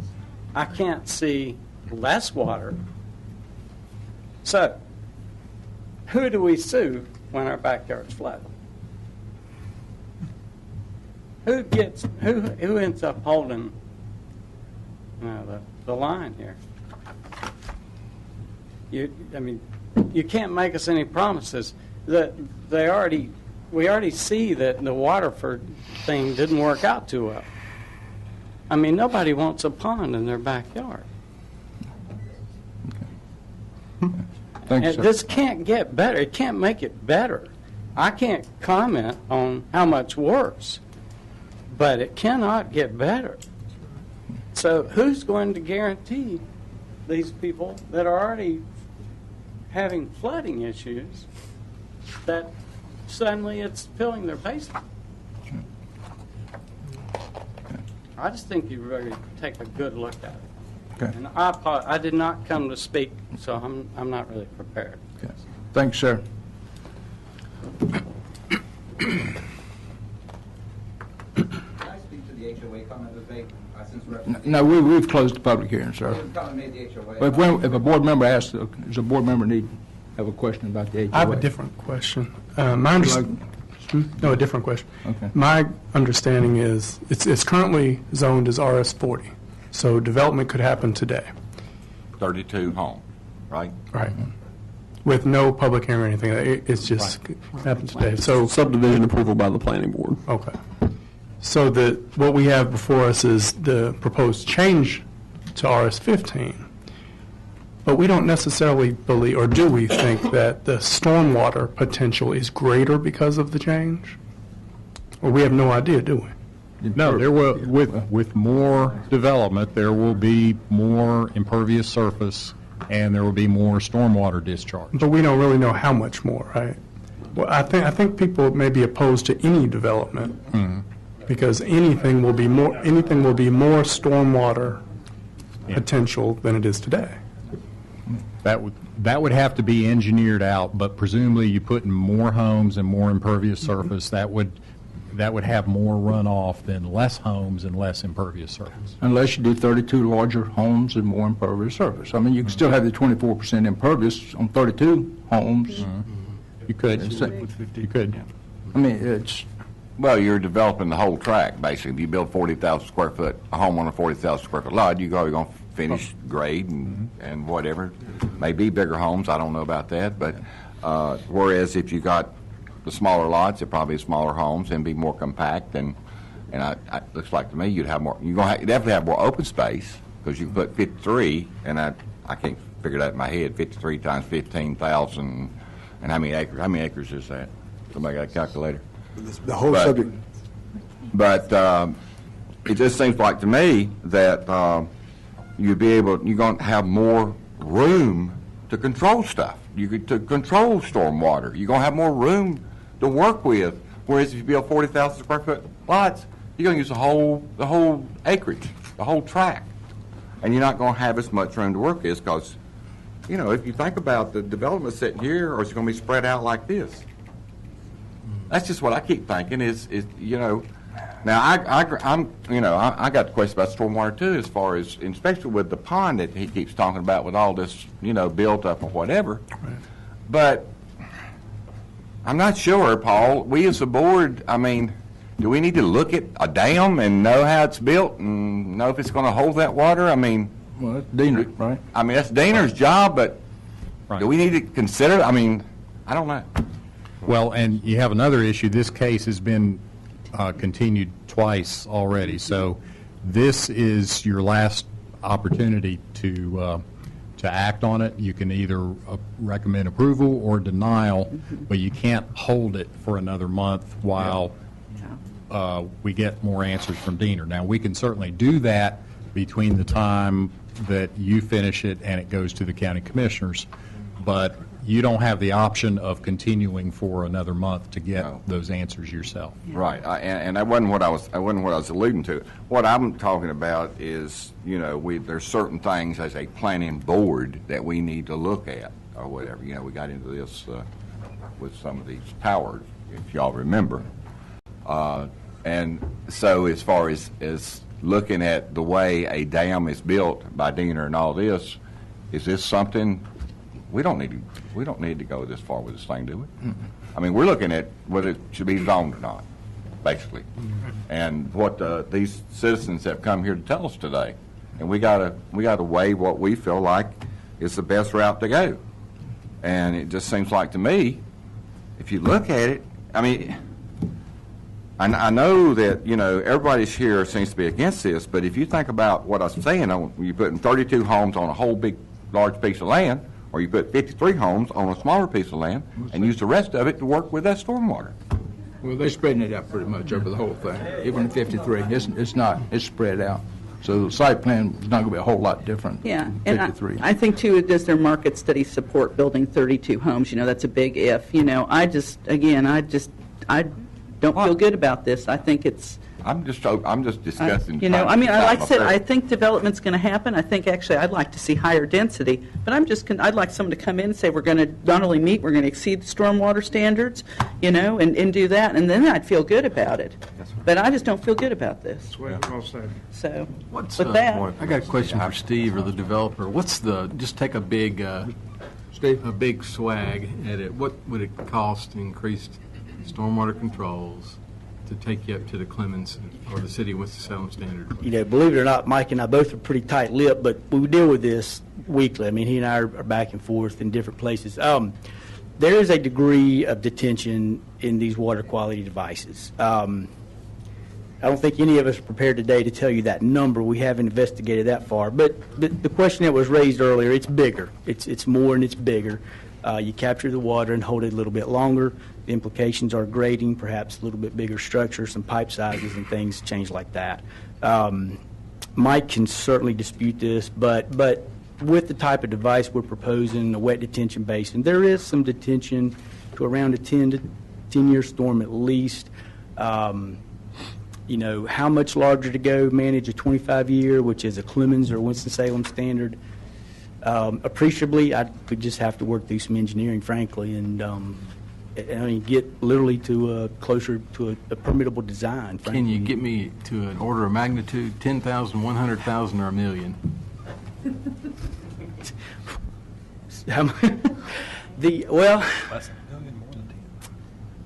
We're currently around 170,000 cubic feet to manage a 1-inch runoff rainfall event. Mike?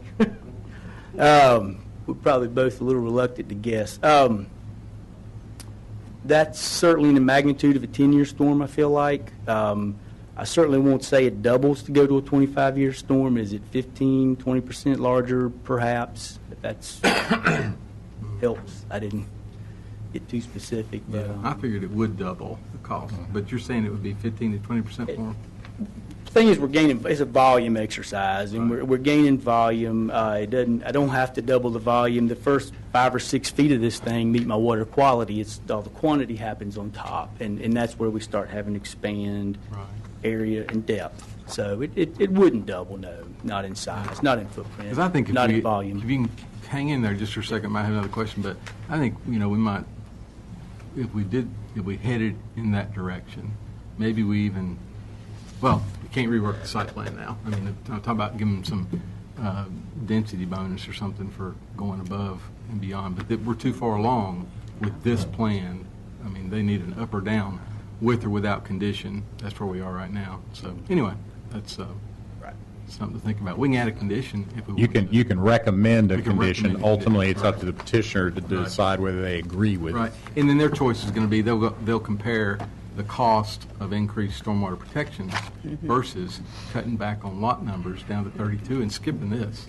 Yeah, and that was my question. If they did 32 lots, what would the pond look like? Essentially the same anyway? Was it based on impervious? It is totally based on impervious. And to Paul's point, is everybody building a 3-car garage out back in addition to a 5,000 square foot home? Who knows? I mean, who knows? But theoretically, you could have the same amount of impervious coverage on fewer lots, depending on how they're developed.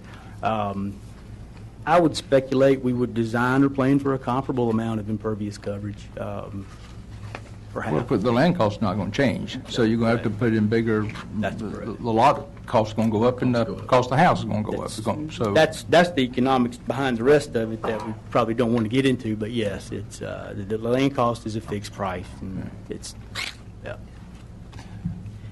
So, I think certainly there's something we can consider. I don't think we can agree necessarily to a voluntary condition today to meet Clemens standards, but if perhaps there's a way to approve and move forward with an agreement to at least revisit it with staff or Clemens or whoever.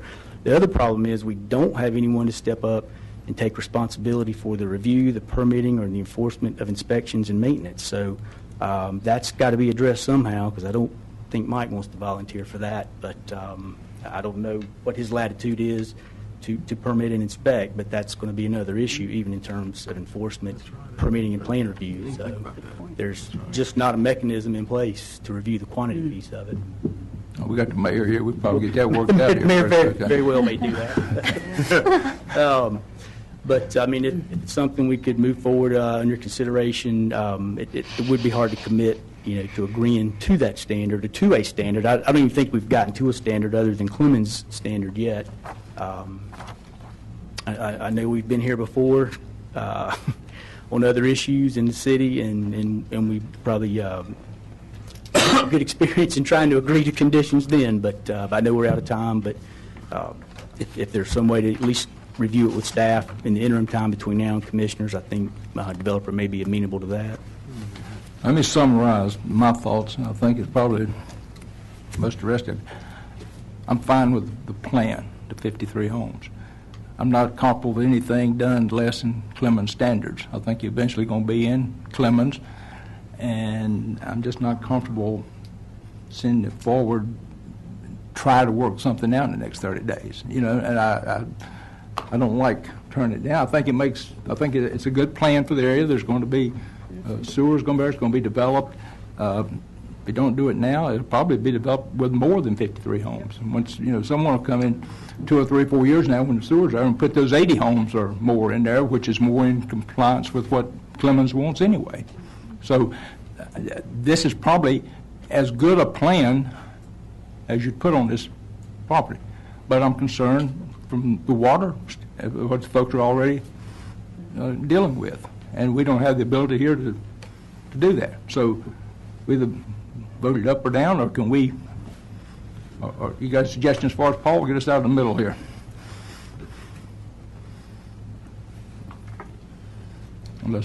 Yeah, I think your choice is recommend approval as is, recommend denial as is, or recommend approval if... Only if it meets Clemens standard? Can we do that? If the petitioner agrees to a condition to take it to Clemens standards, for example. Well, we could make that a condition of our... And that would only be your recommendation, and unless the petitioner agreed to it by the time it went to the county commissioners, then that's only your recommendation. How do we get the design approved? How do we get the design of the increased stormwater retention plan approved? I think the petitioner, in between the time, if you made such a motion and included that in there, between then and when it went to the county commissioners, they would have to figure out what the design would be. I must have missed something. But who's going to approve it? Is the county? Yes. Oh, I'm sorry. You mean in terms of whether the design is acceptable there? I think one option would be to have a engineer who's properly trained and certified in stormwater engineering to be able to certify and put their stamp on it that this meets the standards of Winston-Salem, Clemens, whatever. There could also be a engineer who's properly certified to certify that it has been built according to those standards. I think the thing that I'm not sure about is how you assure maintenance unless it is annexed into Clemens once it's built. Can you? Well, that's an issue. If it's not annexed, but it's built to the standards, then there are permitting requirements that aren't required. I mean, that's what I've been trying to figure out. Even if you built it to those standards and say you meet this, the actual permit from Diener is not going to match what it's built to and designed to do. So does it sit there and it doesn't function until it does get annexed, and then all of a sudden they start meeting new permit requirements? Well, the only entity that would have enforcement ability, unless or until it's annexed to Clemens, would be the state, and the state, I would presume, would only be enforcing up to what its stormwater standards are. So whatever it is lacking beyond that, I don't know that there'd be a clear entity who could enforce. I mean, it would be a condition for the zoning, but you wouldn't have an entity within the county and I doubt that either Clemens or the city of Winston-Salem would take on that liability of enforcing something that's not in its own jurisdiction. And that was the reason why in Legacy it was proposed that the county explore the idea of joining in with the stormwater management that the city has. So you do have an entity there to do that. But right now we're kind of in that awkward period where you don't have an entity that can take care of that. I have a question. If it's built to meet the standards it's designed at in the county where it is now, would that prohibit, would Clemens then say, we're not going to annex you because you're not built to our standards? I don't know what the... Yeah. Well, any municipality, no municipality is forced to annex something. If a petitioner petitions for it to annex, the municipality can always turn it down and say, no, we're not going to annex it. Okay. Or make them bring it up to their standards before they do. Yeah, so they... Gary, I was trying to remember the newer developments to the south on Peacehaven Road that are now the RS-15 and RS-15S. I can't remember if those were in the county or already annexed when we approved those. Some of those were Do in you the know? county. Mm-hmm. Some of those were Some of county. those, the RS-15Ss were PRDs as well, but they were in the county and then I believe subsequently annexed Okay. into Clemens. Yeah, so you would have approved it, the county commissioners would have approved it, but it would have subsequently been annexed. Right. So if we were to make a motion to approve it, meeting Clemens standards, we have no way of monitoring that. Yeah, No way of enforcing that. Is that what Well, you're saying? you would have the ability to require, require the it's built part to of- that standard. They could certainly be built to that standard. We would expect a professional engineer to certify and put their stamp on it that says that, I am certifying that this meets the standard. The problem, I think, would be once it's put in, who do you have to assure maintenance of it once it's built?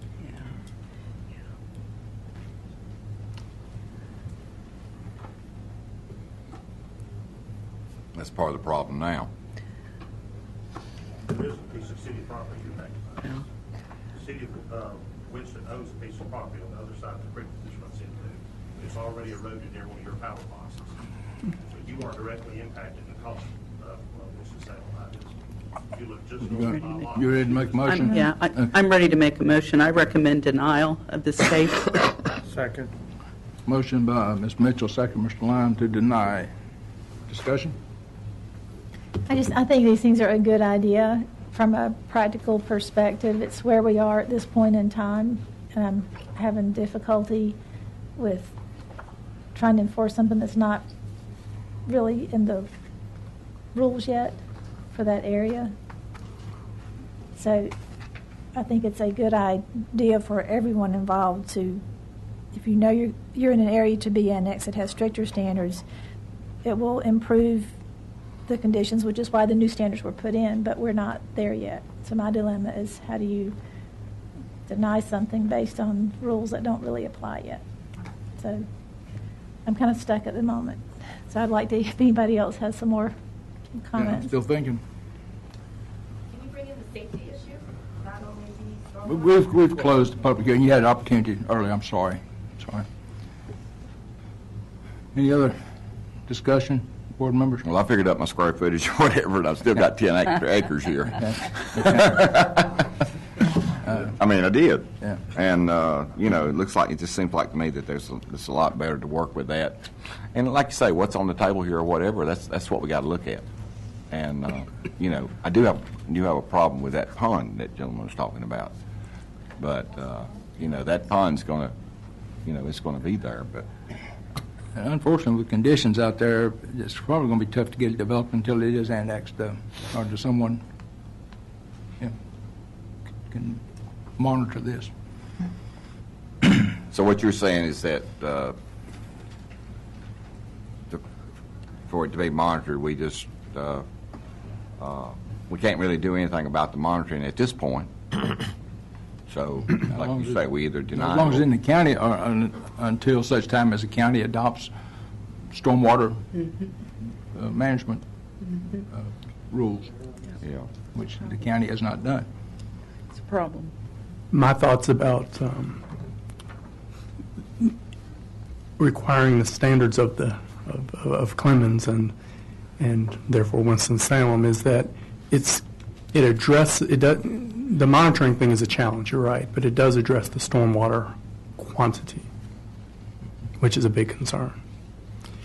And I'm concerned about the traffic and the safety issues, as you pointed out, but like we also said earlier, this site probably is going to be developed. So the question is this better than some of the other alternative ways that it can be developed? And I think it is. Well, another way to think about it is, like I say, I keep reverting back to the 32 units or the 53 units. And, right. Which is, I don't know. The way I see it, whatever you got more control with a smaller, when you're putting more structures on a smaller piece of land, you got more land to work with. But, I'm concerned about the stormwater too, I must admit. But like I say, they can go ahead and put 32 units on there right now. And then what control do we have, or does anybody have? No. Does Diener? Yeah, the Diener would still control that. Yeah. I got another clarification from staff. Before you were talking about we switched from an impervious percentage to densities, the alternative ways of meeting the stormwater and the design requirements. You said 1.8 dwelling units per acre is less than the existing RS20 zoned Waterford dwelling units per acre would be, which would be roughly 2 for 20,000, the RS20. So that's the zoning in Waterford, but probably the net density in Waterford is less than that. But yeah, some of the lots are 20,000 square feet, but most of them are more like an acre and 3/4 of an acre, acre and a half. So, but from a zoning, what's allowed, it's comparable. Not comparable to what's on the ground, but by zoning rules. Yeah, RS20 zoning would allow 2.17 dwelling units per acre, and they're proposing 1.8.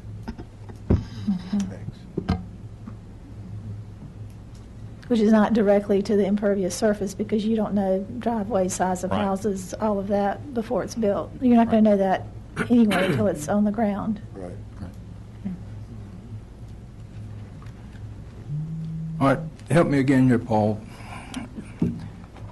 We have a motion to deny it. If that were to fail, if a motion were made to approve it with again, that it be built to Clemens standards, and what happens? Then that would go forward to the county commissioners with that recommendation. And it would have to be built to those standards. No way that you would inspect or monitor or enforce that, but at least it would be constructed. Right. You got an engineer's going to certify it. You've got an engineer. Maintenance, you can't do anything going forward. Right. But it won't be annexed, right? It won't be. They won't be annexed. They don't have to be annexed. If a motion was to come forward like that, that wouldn't mean they would have to be annexed. No, but it would be built to the standards so that at such time, if they were annexed, it would meet the Clemens standards and it could be monitored at that time. Yeah. And enforced. You essentially have a bigger bucket Yeah. to collect the water, but you're not technically required to monitor what comes out of it. And Diener would have to approve that.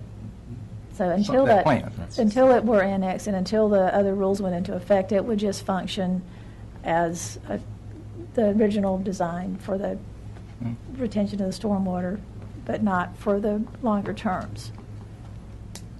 So it would still serve its function, whether it was a bigger little bucket while it's there. I think there's something we're saying is, I think we should hold out for what we want and what we think is best. I think sometimes we want to, I think we need to do what's best for our community, and I just see all this craziness is not going to be best in the long run, and again, that's why I'm supporting denial. I know we're trying to make it work, and we like to make things work. I just don't see how this is going to work. There's a lot of what-ifs. And I think you got a good chance of getting no protections and having a 32-lot subdivision. So I think I think that's better for the community. Than having stormwater protections as big as we want to make them, I think that's a better deal for the community than a 32-lot subdivision with no controls. I don't know if that will happen either. You don't know if that will happen. No, I mean, you they don't could, know. you don't. We don't know. You don't know. Roll the No, dice here. that's up to the developer, that's right. Any other discussion? We have a motion to deny. Who seconded it? Mr. Lyons did. Okay. If there's no discussion, then I'll call the question, the motion to deny. All in favor, motion to deny. 3. Opposed? What? It was 4. Opposed. That's that fails. Is there another motion? Yep, I move that we approve it, but we add a condition that they that they meet Clemens's spec for stormwater controls. Correct. And if you need some additional language about having a PE certified and all that stuff, then I'll be happy to add that, but that's the intent of my motion. Second. Motion, Mr. Lamb, second, Mr. Younger. Discussion on this motion. All in favor? Opposed? It passes 5-4. Okay. Of course, county commissioners will have the final vote on that anyway, so. Okay. Thank you.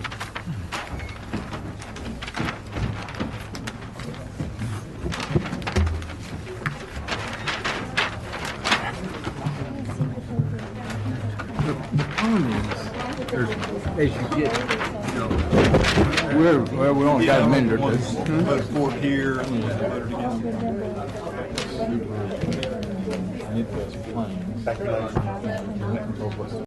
In New York City. Thank you for trying. How much more they have to do. Your children live under that palm. You would never believe that. Unfortunately, the pictures of the strings, it's just not like everybody. So that's what you end up with.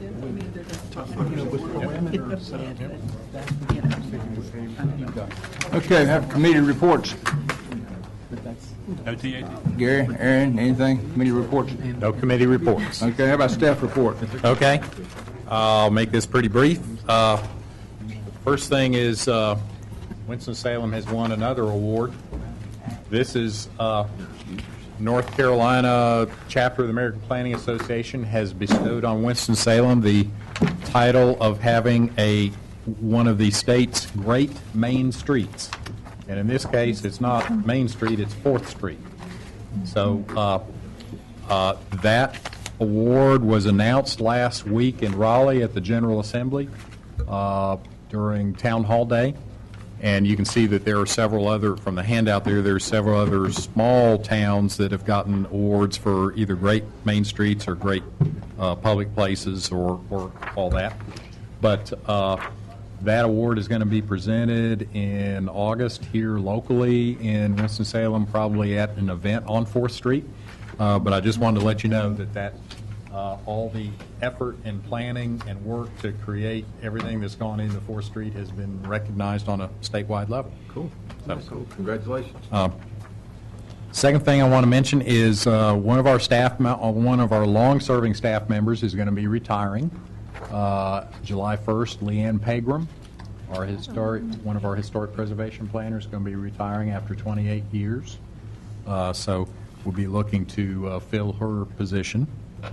And what we'll do is we'll put together a resolution of appreciation and bring it to you probably at your work session for that effort here. So, and then third thing is just give you a heads up about work session. Probably have a pretty full agenda there. We'll have the proposed work program for the next fiscal year before you. We're working on that right now. We'll have the first annual Legacy 2030 annual report to bring you. One of the zoning cases that you had that was continued from Habitat for Humanity, as it was mentioned that about the redevelopment plan, found that there is an issue with the redevelopment plan that means that it needs to be amended. The planning board is the body that has to do that. So the city council this coming Monday is going to be referring to you the amended redevelopment plan for you to review and we're going to bring that to you in work session. You don't have to have a public hearing on that, so we'll bring it to you. So that can be on the council's agenda in July, and then you'll have the rezoning on your July agenda, and then that can be, your recommendation can be carried forward to the council then as well. So just want to explain to you that's coming.